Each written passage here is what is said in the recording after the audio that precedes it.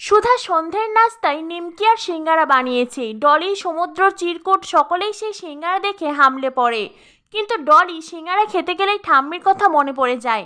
ঠাম্মি ডলিকে বলেছিল এত ওজন বাড়লে বিয়ে হবে কি করে। ডলির মনটা বেশ খারাপ হয়ে যায়। সে নিজের হাতের সিঙ্গারা চিরকুটকে দিয়ে দেয় আর সুধাকে বলে, আসলে কি বৌদি, এত তেলে ভাজা জিনিস খাওয়া আমার মনে হয় ঠিক হবে না। এই বলে ডলি মন খারাপ করে রান্নাঘর থেকে বেরিয়ে আসে।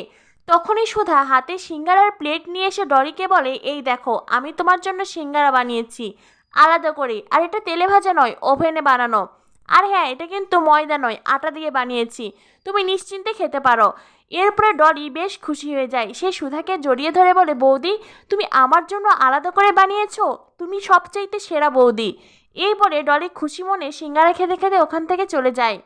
সুধা চা নিয়ে ওপরে আসে আর ঘরে বিজনেস নিয়ে আলোচনা হচ্ছে। অনিমেষ আর তেজের মেজকা বলে, আমাদের কোম্পানিতে যদি বিদেশি বিস্কুট আমরা বানাই তাহলে কোম্পানি অনেক লাভ করবে। তেজ বলে, না না, এর আগে কখনো তেজ বেকারিতে বিদেশি বিস্কুট বানানো হয়নি। আর তাছাড়া সামান্য কিছু বেশি লাভের আশায় আমরা আমাদের ঐতিহ্যকে এইভাবে ভুলে যেতে পারি না। সুধা তখন গ্রাম বাংলার অনেক পুরনো বিস্কুটের নাম বলে আর বলে, আমরা যদি সেই সমস্ত বিস্কুট বানাই তাহলে কিন্তু মানুষ নিজেদের শৈশব ফিরে পাবে।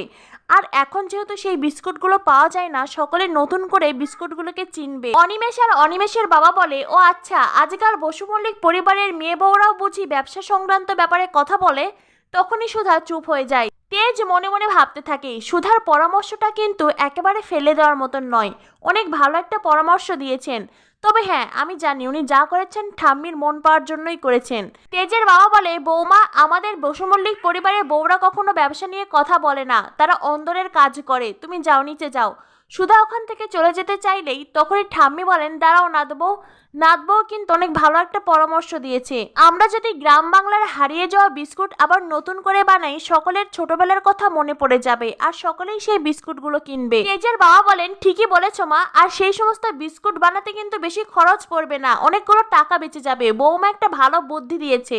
এরপরে সকলে নিচে ম্যানেজারের সঙ্গে কথা বলতে চলে যায়। আর তেজ যাওয়ার আগে সুধাকে বলে, সুধা, ঠাম্মি কিন্তু অনেক শখ করে আপনাকে এই বাড়ির বউ করে নিয়ে এসেছে, তাই এমন কোনো কথা বলবেন না যাতে ঠাম্মি অস্বস্তিতে পড়ে।